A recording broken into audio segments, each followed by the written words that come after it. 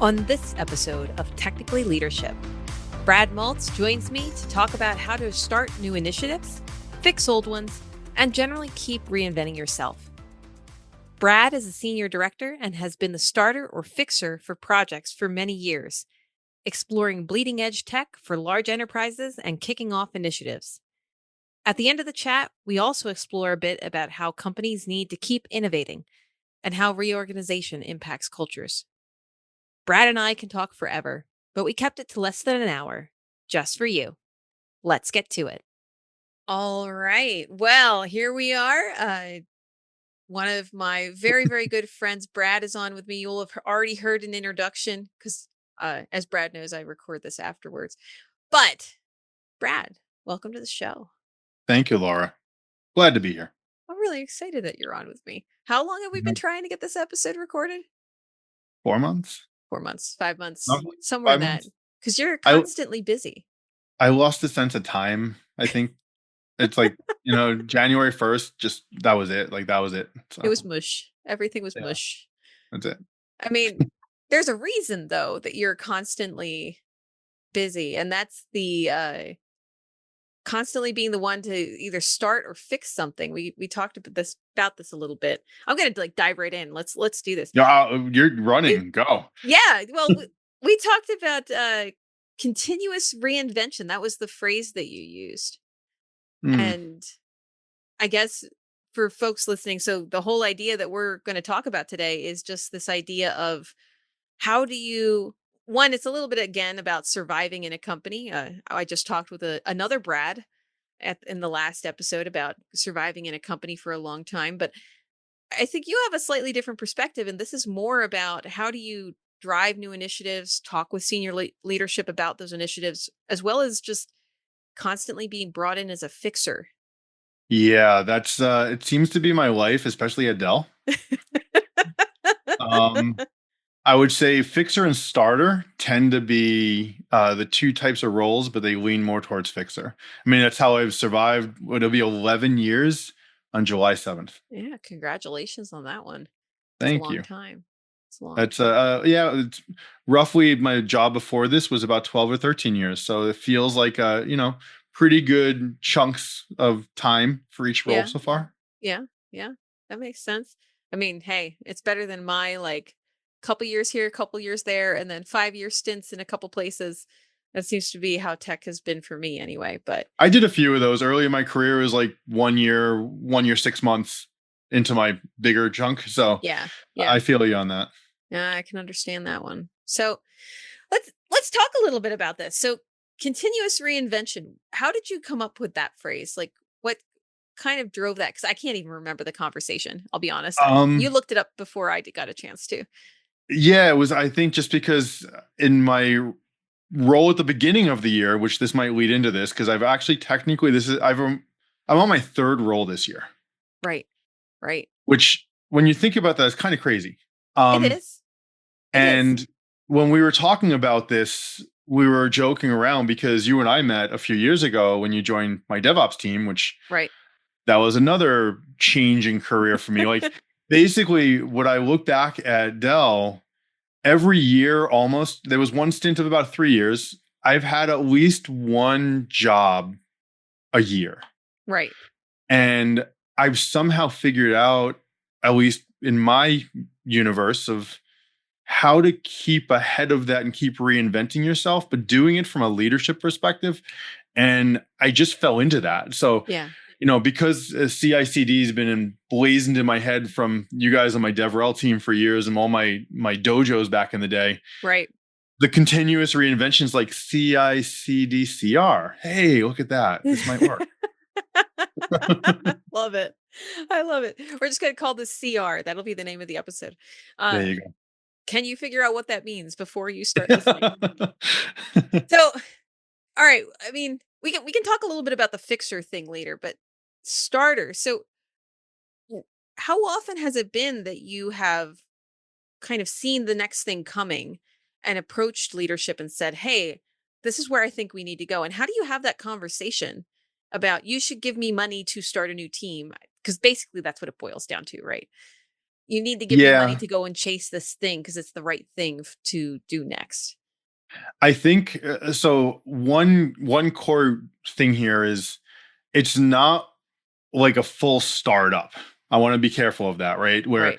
I haven't gone and done my own startup per se. That would have been great. I've worked at startups. I've Yeah. started companies, but they were founded on an existing thing.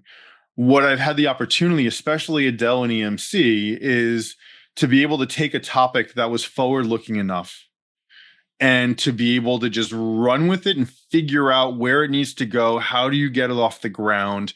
How do you get all the parts moving with the right people? Um, and funny enough, I'm going to connect my new current role with where it actually potentially originated. So as of 4 weeks ago, 3 weeks ago, I can't remember anymore. Depends on when this podcast airs. Right. I I have taken over the role of senior director of AI solutions. So now I get to go and drive a lot of our AI factories and AI solutions from a Dell perspective. Hmm. Funny enough, in 2017, when I was in the CTO office, right after the Dell EMC merger, I actually initiated the AI strategy for Dell. Oh, really? I didn't know that. So a lot of people don't even know that. It's funny because John Rose, who I worked for at the time, Hmm. he and I started it together. And this came up with the notion of AI in, AI on, AI for. I don't know if you ever heard that, but that's the Dell kind of pseudo original strategy we had. Huh. Okay. And what happened there was myself and two other people, it wasn't just me by myself. We were basically given the task that said, hey, this AI thing might be real someday. Yeah. Can you go figure out like what does that mean for the business? Like, are we doing anything in this space? How does this turn into a go-to-market? What's the technology direction we need to go deal with? And that allowed me to kind of take a thing and learn, just continuously learn around what does AI mean back in 2017 and 2018? What does it mean for Dell? What does it mean for the industry? Now, of course, if I predicted where it was going, I'd probably be a rich person at this point and not working anymore. Didn't happen. But because of that, we were able to build a whole bunch of programs within Dell that have now subsequently turned into my current role, which is the Right. AI solutions organization. Huh. Interesting. Interesting. So a little bit of it then is someone else is kind of saying, here, this is a possible thing, but we only have a rough sketch of the idea. You need to go research it, figure it out, get the Right. right people on board. Like, Yep. I mean, that's a very large lift. This is a reason why you're the senior director and I'm the IC, right? I guess you could put it that way at the time. So how do you even think about starting that process? Do you mostly go and find people who you think are in the right space? Are you going to analysts? Are you getting the engineers together now and saying, "Okay, let's go poke at this. Yeah, Let's it go depends see." on where you're coming from, what angle, to your point. Mhm. Um, if you're trying to figure out things like market fit, or you're trying to figure out like customer need or any of those things, Mhm. I very quickly will pivot the first set of conversations to very research heavy. It might be go and reach out to a customer base just because I did so many years in the field. Mhm. From a reseller perspective, I would call friends, I'd connect to people on LinkedIn, I'd go out through our sales teams to our customer base, and I'd usually do a bunch of interviews. Right. I would talk to analysts, whether it's the Gartners, the IDCs of the world, or whoever they are out there. And I try to get time with them, especially if I'm friendly and connected to them. And for me, through that, that's the external facing personal kind of knowledge bring up.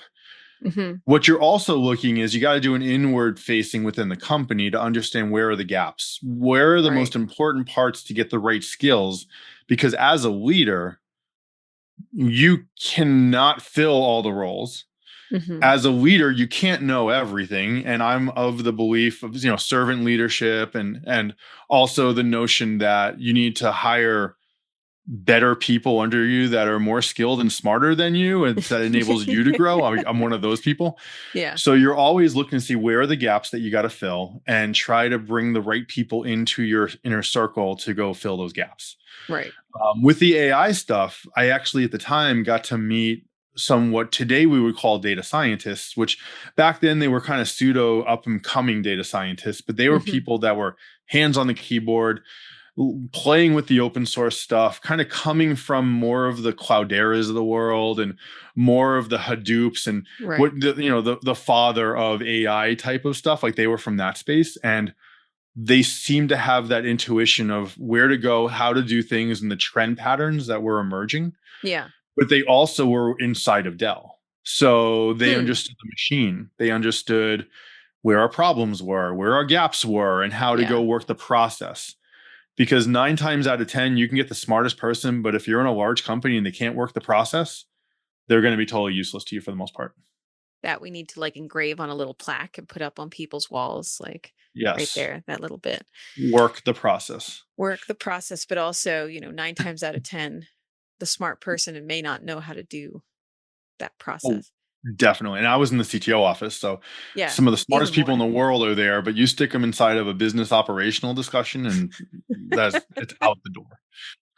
Yeah, I don't know, it's interesting to look at like the emerging tech groups, the CTO groups, like all of those across many different enterprises that I've seen now, and just realize how often it is that you're functioning kind of in your own little bubble, and Hmm. trying to figure out how to do that process is probably the key thing that keeps emerging tech going, and it's very hard to find those people inside of a Octo.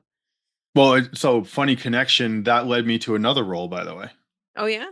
So what you just hit on is through all the merger of Dell and EMC over the years, we had, the collapse of multiple CTOs and CTO offices and product Hmm. business units.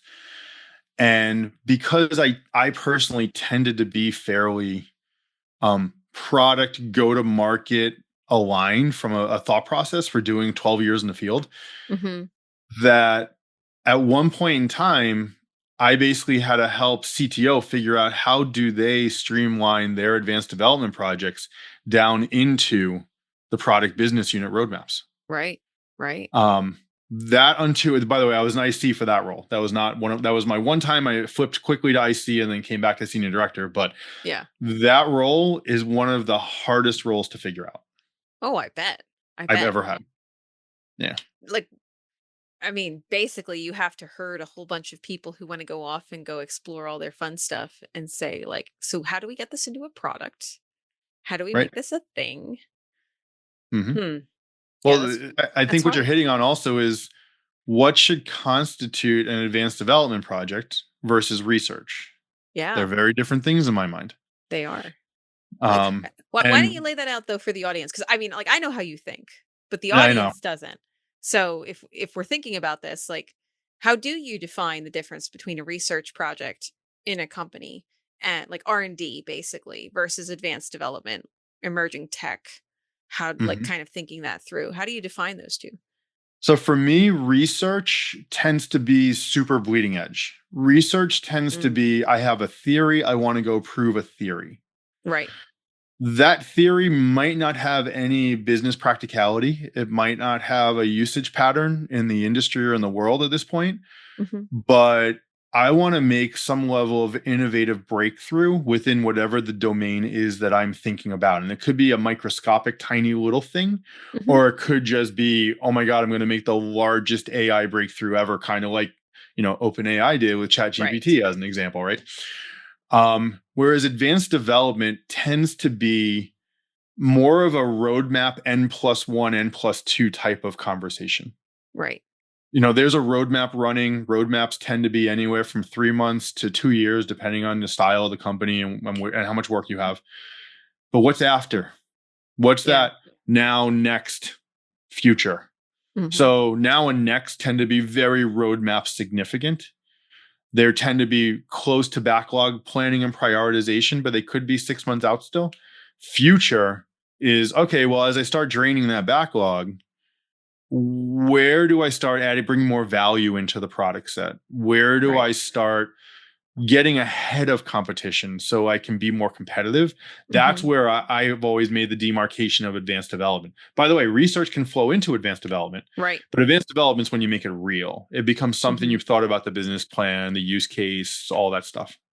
Yeah, see, this to me is kind of the same thing, but the other side with DevRel. You've heard my horrible DevRel analogy before, where I talk about, you need to be 5 years out. Mhm. out in the town square telling people about your Airbnb. Um, don't worry, folks, you don't need to know anything about what I just said.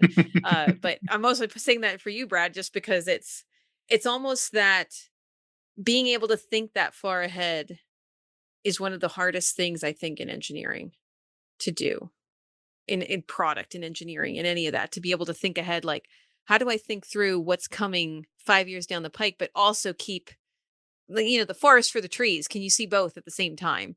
Mhm. And to me, I think that's part of where this continuous reinvention kind of comes in, because you're constantly looking so far ahead, right?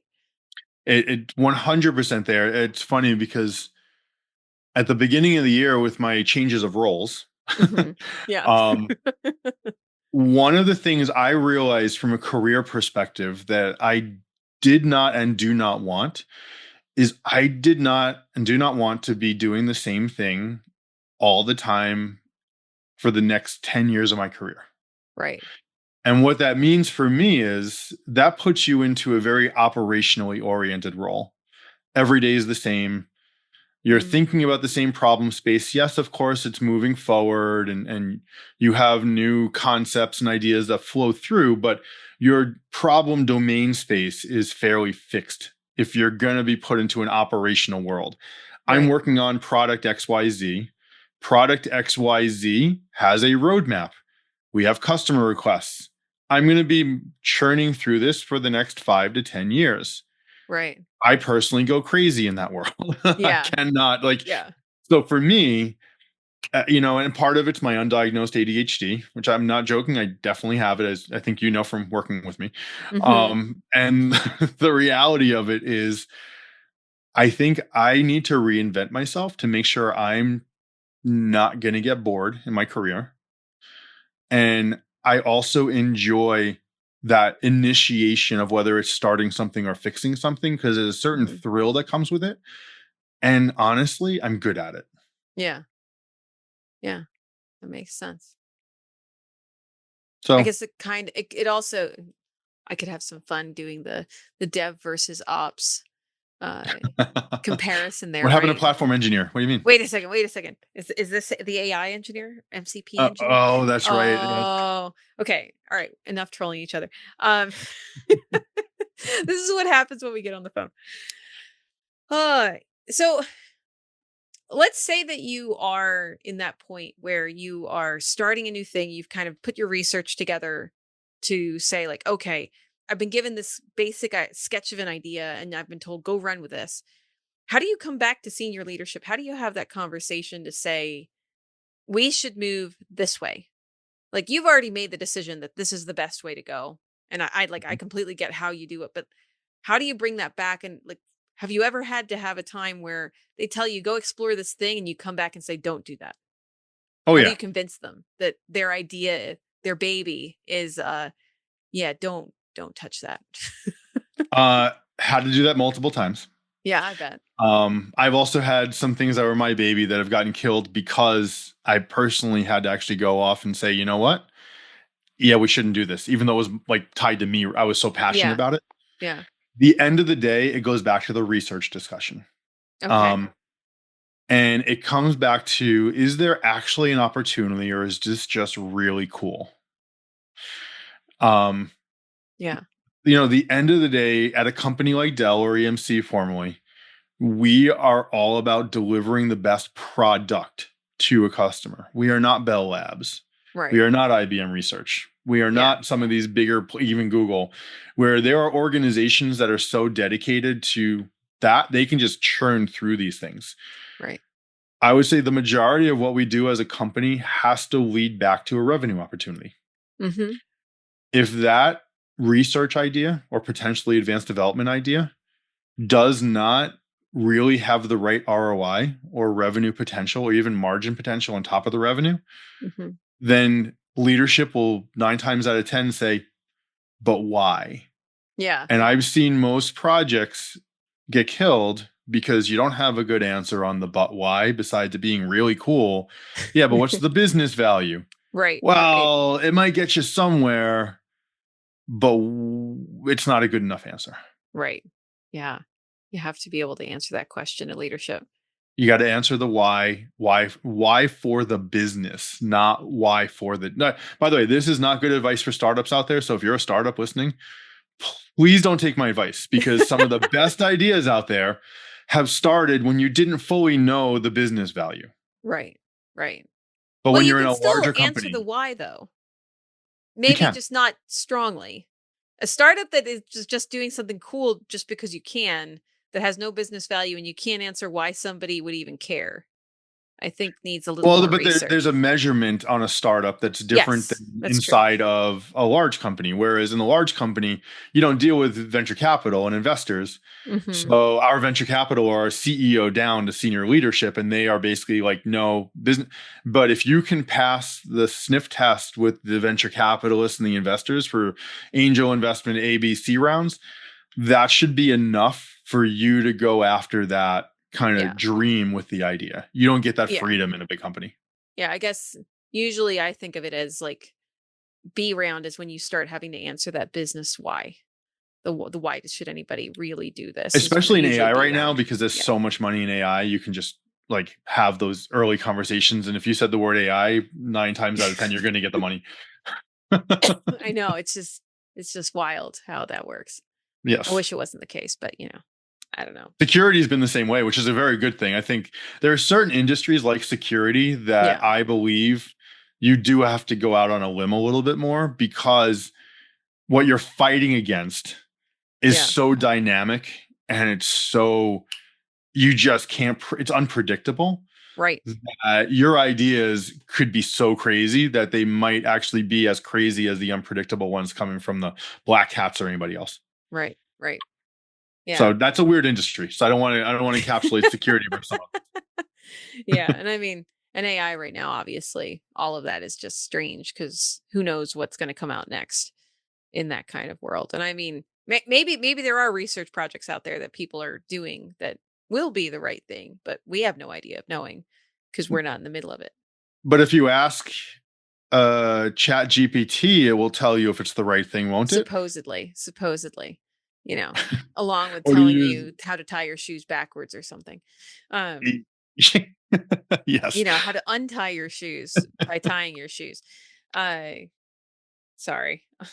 My snark will come out and that when it comes to this topic. Um, but So as far as the reinvention discussion, I think what I've learned, one of my things that I've had fun with is, this ties back. So yeah, at one point in time post merger, I got asked by leadership to go incubate incubation. And I think you've heard me talk really. about this, but I Yeah, don't know if yeah. I talked too much about it. Not a lot, Um, but so what happened was, post merger of Dell and EMC, which was one of the largest mergers in the history of tech. Um, there was this idea of leadership that, do we lose some of that innovation DNA and momentum? hmm And how do you, as a company that's now post merger, but still integrating no matter what you do, how do you get the DNA back to incubate technologies more in the advanced development mindset, not the research side? hmm So they asked me how to go do that. And that led me to what was probably one of the best 3 years of my life at this company, yeah. because it allowed me to investigate every process in the company, to figure out where the gaps were, to figure out how do you go from ideation all the way down through delivery of working code that could hmm then be consumed by an engineering team to bring to market. That's pretty cool. That's a pretty Um, cool job right there. that it was hands down Incub- probably one of my coolest jobs. incubating incubation. Uh, Also, not a lot of companies get that opportunity to come back and Mm. review and say, are we being innovative enough? And how can we go back to being innovative? Yep, and I think Hmm. every company fights through this on a continuous basis, back to the continuous reinvention, Yeah. because every company is about continuous reinvention, right? Yeah. It's not just us as leaders that have to guide our people.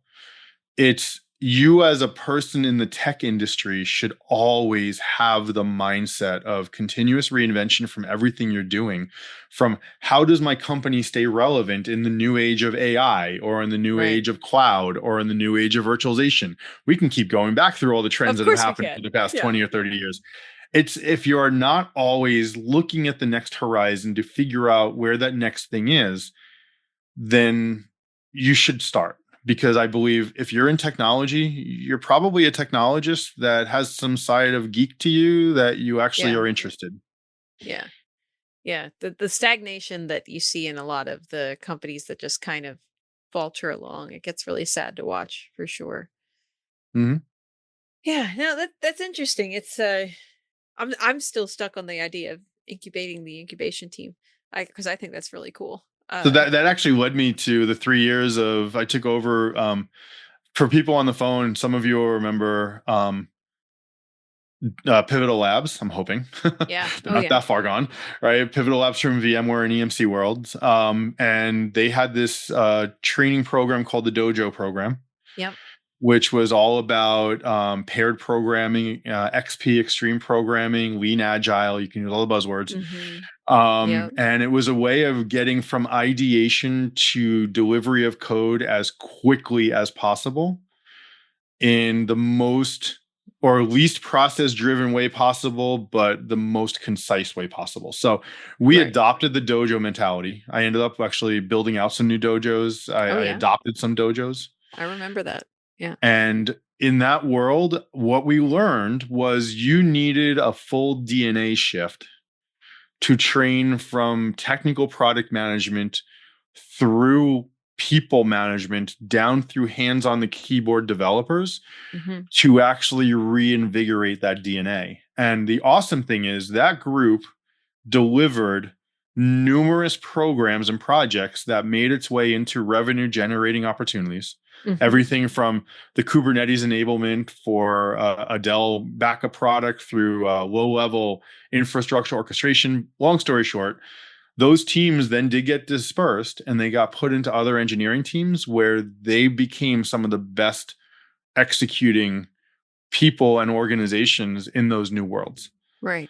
And I believe that's because they had a certain mindset that we were able to build up as a muscle that I believe people do have to work on. And that's that reinvention. Don't be afraid of fast fail. Don't be afraid of change Yeah. and always be hungry. Yeah. Yeah. No, I think it's good. The idea of continuous reinvention is it's not just I guess that's kind of what makes this a really interesting episode to me is that you and I are talking about continuous reinvention of you because that's where we kind of started, but it's also continuous reinvention of the company. It's Mhm. continuous reinvention of teams. It's a continuous reinvention of even your product in some Mhm. ways because the product should never stay the same. Because if No. it does, I think we end up with problems. At some point, if the product stays the same, either it dies off or it becomes a commodity. Right. Kleenex. There you go. Right? Well, I guess technically they'll like add lotion, maybe. I don't know. Okay, so I think Puffs was that it. So Yeah, they had the Puffs one, added the lotion right? thing. Yeah. So they had one invention there. But to your point, what are they going to change the shape of a tissue? Or, A I mean, round tissue. I'm trying to picture how that would go. I, Huh. it might be interesting. Well, but how much waste? How much waste in the manufacturing process? So, but yeah, like when you think about the commodity of a tissue or paper, like yes, you Yeah, get like sticky notes, right? Uh, they make round sticky notes, but when you you're think about giving it, me really, Michael it's Scott office vibes right now. Just so you're sorry. aware. I'll stop now.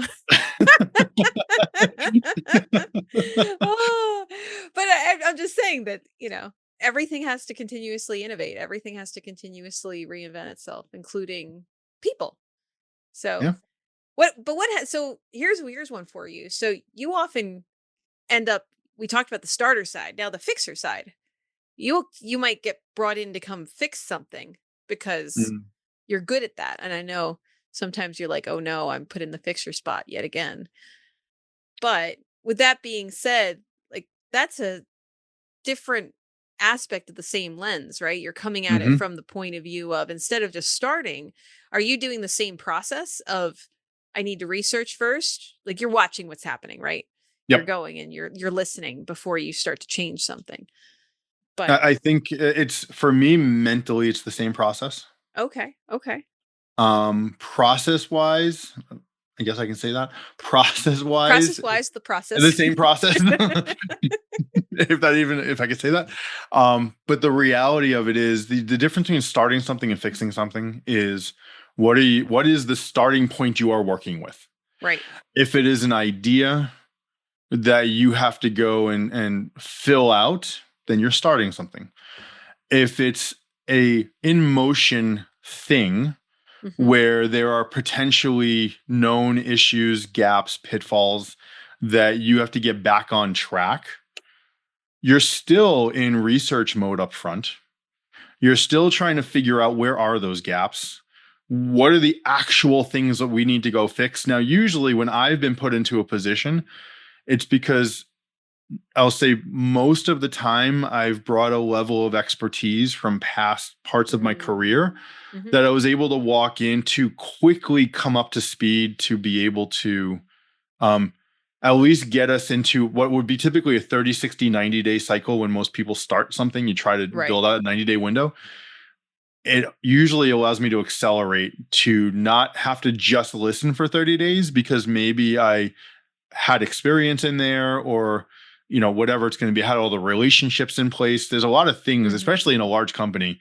I've learned relationship management is probably one of my strengths that has helped me Right. the most. Yeah. If you're going in to try to fix something, especially, now let's forget the starting for a second, but usually to fix something, you have to go deal with a lot of people that are outside of your current organization. You have to go Hmm. deal with processes that might be coming that you might not know all that stuff, that you have to go learn them. But if you're networked to the right people and they own those things, Right. very quickly you can come up to speed to start coming up with answers with your team. Right. And that's what I found is they're not very different to start or to fix. Hmm. It all depends on the expectation put on you. Um, I will say in the AI solution space, it's kind of a mixture of both right now for me. Yeah. Because AI is so new, so big, and moving faster than pretty much anything I've seen at this point in the industry. Yeah. Um, there's a lot of the startup side of it, which is the heavy research. Where are things going? What are the trends, analysts, customer research? But because we as Dell have been working on AI solutions for so many years, I mean, this has been generations of this. I would say since 2014, 2015, when things just started going. Yeah. There's also some baggage, which I'm in the middle of trying to work through in the back end. And this is more internal things, right? Which is Hmm. certain processes are broken. There are certain ways that we do report outs and just data collection. Some of the go to market needs to be optimized. Those types of things, Yeah. those are very relationship oriented for me. Right. Yeah. I guess when we think about the continuous reinvention, there's a couple things that you need to have. You need to be good at skill wise, and one of them is the relationship management and keeping those relationships together. Uh, what else? Other than obviously the skill of learning fast, thinking on your feet, and moving forward as quickly as you can. Mhm. Relationship management. I mean, I think the Um, relationship one is probably one of the biggest ones. Almost that's actually my number one. That's the biggest because I don't have to go build a network. If Yeah. you try to hire somebody from the outside Hmm. to go fix something, it's going to take them a solid 4 to 6 months to come up to speed and even build the right network. Right. And then building the network is not just getting to like meet the person, it's like getting them to trust you, Right. learn who you are, right? So that's what I mean by the relationship management side of it. Besides that, I would say a big part of it also is the knowledge, the domain Hmm. expertise, right? One of the jokes I've made in the past and I still live by is I'm a jack of all trades, master of a few. Right. Um, I used to be the opposite. I used to be able to go way deeper into certain areas. Hmm. But as my career has progressed, Yeah. I don't have to be low level, hands on a keyboard expert at every single command in Kubernetes or whatever. Not that I don't get to play with it, but for me, it's understanding architectural patterns, Hmm. understanding business patterns, Hmm. understanding when somebody says a word, do they mean what that word actually means? Or are they kind of trying to figure out the right word because they don't know the right word? Right. Right. Which you've heard me say words are hard because words are Right. hard. So having that intuition to Yeah. be able to listen appropriately and correctly interpret things based on your domain knowledge, I think is a very important part of being able to fix things Right. That makes sense. And start things because you have to and know start things in that case. and Yeah. kind of catch up. That makes sense. Hmm. Well, I want to keep talking about this. We've got we're getting close to time. Um, I don't know. You and I could talk about this for hours. That's the problem. And there's so many questions I can ask you and so many things we can dig I, into. actually, So here's one I'll toss out there because yeah. I mentor a lot of people. And I mean, again, because of myself switching roles so often, I've had 3 different teams I've led in 3 years. And Oh yeah. every single time I've had new people. I think this current team, I have one person left over from your team. Right. So Right. an It's odd one. different. But besides that, Hmm. um, one thing that I've learned in this kind of continuous reinvention slash continuous reorg world that I live in, I'll throw that as the other CR, Yeah. um, is how do you as an individual contributor learn to trust the new person coming in? Oh. Oh, that's a And I brutal want to one. ask you that too, because you've been in that Because situation as much. I've gone through a lot of that. I think there's a level of trust that you just have to have that, you know, you're going to throw yourself onto the trampoline and see what comes out when you go up in the air again and you come back down, that no one's moved the trampoline on you. Um and you know, I been burned by that level of trust? Absolutely. But you can't not trust something. Part of it is understanding that the other person has gotten reorg just as much as you have. And Mhm, there's that level of, you know, I have to deal with one new person. They have to deal with however many new people, whether that's, you know, a few or 20. And they have to somehow come up to speed and do all those things together. So there's a little bit of grace giving that goes into that. And if the other person is doing the same thing I am, I feel a mhm, little bit better about giving that level of grace. Um, but I guess for me as more the technical IC leader level, it's a lot more about understanding that I'm still valued because I've been moved. Just because mhm, I'm not uh just because I'm not reporting to the same person doesn't mean I'm not valued by the company, that my expertise is not valued. It is. It's still valued very much. So I might lean a little harder into that, and that understanding that as long as the person who's coming to me saying, "Hey, your new boss," is more understanding that I'm coming with a level of expertise, usually that helps, you know, being able to say, I at least have this to hold on to rather than that or the other. Uh, but I mean, it's hard. It is hard. I won't deny that getting moved around as an IC, you feel a lot more pushed by winds rather than master of the winds, because you probably don't see it coming as much unless you're paying a ton of attention. We talked about this in an earlier episode where you're watching all of the um, you're watching all of the business meetings that you're allowed to watch. So, you know, the updates from the CFO, the updates from the CTO, you're going to those, you're listening in, you're listening for the cues. If you're getting those, hopefully it's not as much of a surprise. I mean, mhm, and I've talked about this before where I got laid off from Dell, but I had a sense that it was coming fairly early. mhm. Uh, I want to say I actually thought something was up back in April, right? Was it April, March? I can't even remember. And I got Well, laid it's been off in over a year August. ago, so it's been a Yeah, I while. know. I can't remember anything anymore. Yeah. Um, but like if you're listening to those and you're paying attention, a reorg might not be too surprising. You might be surprised to find you're the one getting reorged, but something coming down the pike is aware. You're more aware of it, I think, than people realize. Well, I think Um, that one of the things I've found is the people that handle it the best mhm, have a level of empathy, which means they understand, like they understand that the things around them are happening for reasons, mhm. but they also have what I'll call as a level of a spidey sense, Yeah, yeah, right? So intuition yeah. is because they understand how to read the room. They understand how to Mhm. read the dynamics of what's happening around them, and also experience, right? So if you combine empathy with intuition and experience, if you're fresh out of college, even if you have the It's you hard. know, you're Yeah, as fully empathetic, you won't understand what's going on around you. yeah, But when you're a few years in, 5, 10, 15, definitely, well, once you're past the 15-year mark, like you should totally be locked in on understanding, oh, things are changing again. Here we go. It's yeah, another year.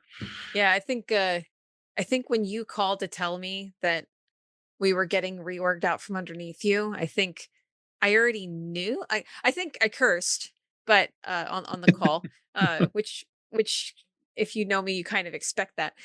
But it wasn't a surprise necessarily.